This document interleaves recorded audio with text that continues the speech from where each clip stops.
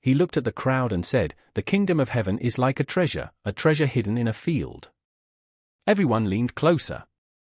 There was a man, Jesus said, a poor man who worked in the fields.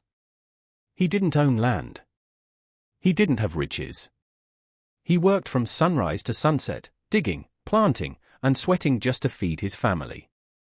His name was Eli. Eli lived in a small house made of mud and stone. He had a wife named Miriam and 2 little children. Every morning, Eli would wake up early, carry his tools, and go to the field. It wasn't his field.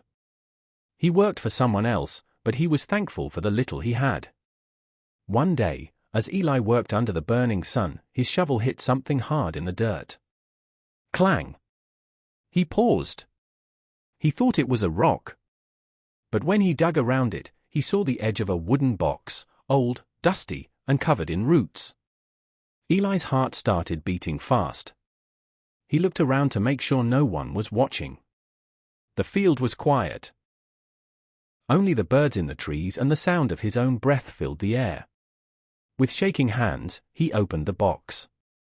Inside was gold, shining gold, coins, jewels, silver, things he had only heard about in stories, things kings owned. Eli's eyes filled with tears. This treasure was enough to feed his family for life. Enough to build a home, enough to never work under the hot sun again. But he couldn't take it. The field wasn't his. He closed the box and buried it again. He sat down, wiping the sweat from his face. He knew what he had to do. That evening, Eli ran home faster than ever. "Miriam," he cried out as he entered the house.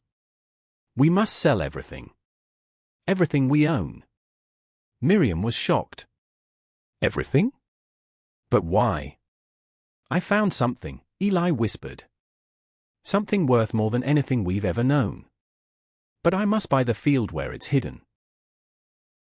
Miriam looked into his eyes and saw something she hadn't seen before. Hope, fire, joy. She nodded.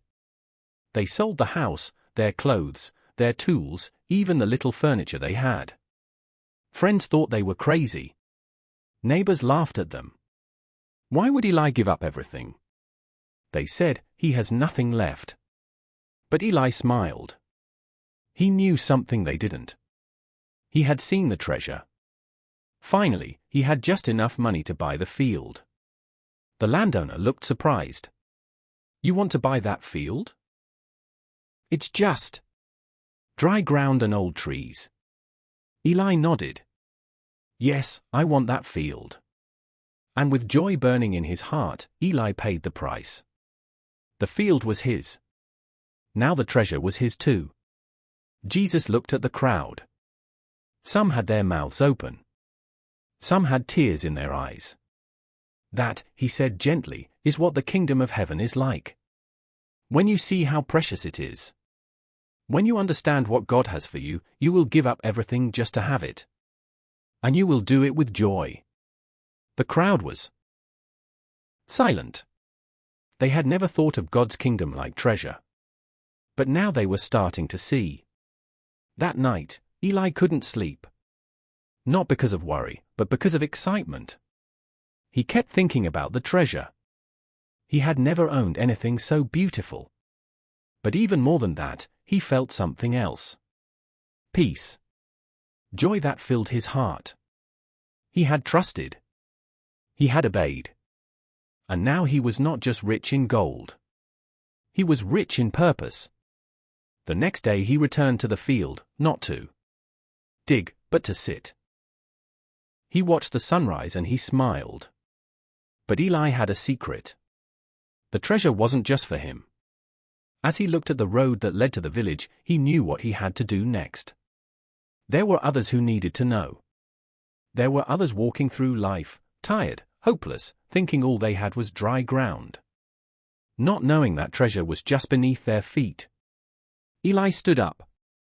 And as the sun rose over the hills of Galilee, he began to walk toward the village. Toward the people, ready to share what he had found. He had given up everything to gain everything. And now he would help others do the same. Eli walked down the dusty road toward the village, his heart full. The treasure was his now. But something inside told him this joy wasn't meant to stay hidden. It had to be shared. As he entered the village, he saw an old friend, Ezra, sitting by the well. Ezra had once been a strong man, but life had worn him down.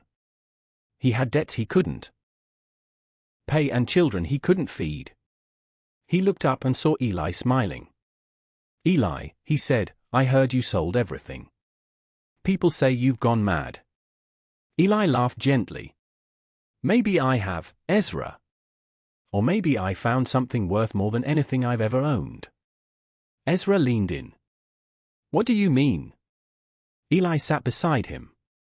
"I found treasure. Real treasure. But not just gold. I found peace, joy, something deeper than just coins. And it was buried in a place no one cared about. A dry field." Ezra looked confused. "You bought a field?" "Yes," Eli said. "Because I saw something in it that others didn't. And now it's mine." Ezra shook his head. "I wish I could believe like that. But I've got nothing left. That's the best part." Eli smiled. "This treasure, this joy from God, it's not for the rich. It's not for the strong. It's for those who are willing to give up everything to follow him. And when they do, they'll gain more than they ever lost." Ezra looked down. His hands were rough and tired. He thought of his children, his sleepless nights. Then he asked, "What do I have to give?" Eli replied, "Only your heart. Only your trust. That's all God wants." Ezra looked into Eli's eyes. For the first time in years, he saw hope. And so it began. Eli shared his story with more people. The baker, the carpenter, the widow who cried alone.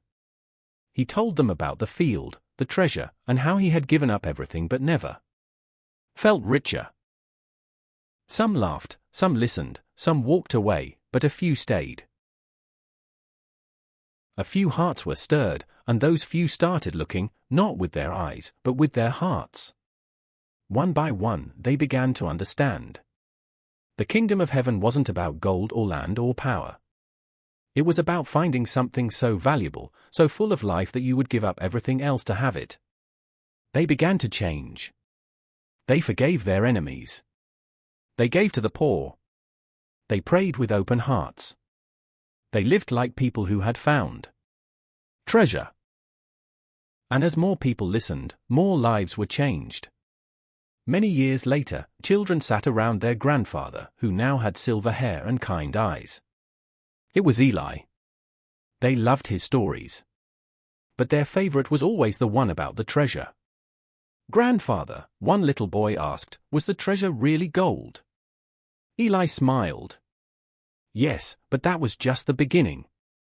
The real treasure was what it taught me. That the kingdom of heaven is more precious than anything in this world." The children listened closely. One day, Eli said softly, "You'll hear God calling you too. You may not find a box in the dirt, but you'll feel something in your heart. When you do, don't be afraid to let go of everything else. What he gives you in return will be greater than anything you leave behind." The sun was setting behind the hills, painting the sky with colors of fire and peace. And Eli, once a poor man in a dry field, now smiled as a man who had lived a full life. A man who found treasure and never stopped sharing it. If this story inspired you and reminded you of the treasures of faith and purpose, don't forget to hit the like button, share this video with your friends and family, and subscribe to our channel for more uplifting and powerful Bible stories. Every week, we bring you stories full of hope, lessons, and life-changing wisdom that you won't want to miss. Join our community, and let's discover these treasures together.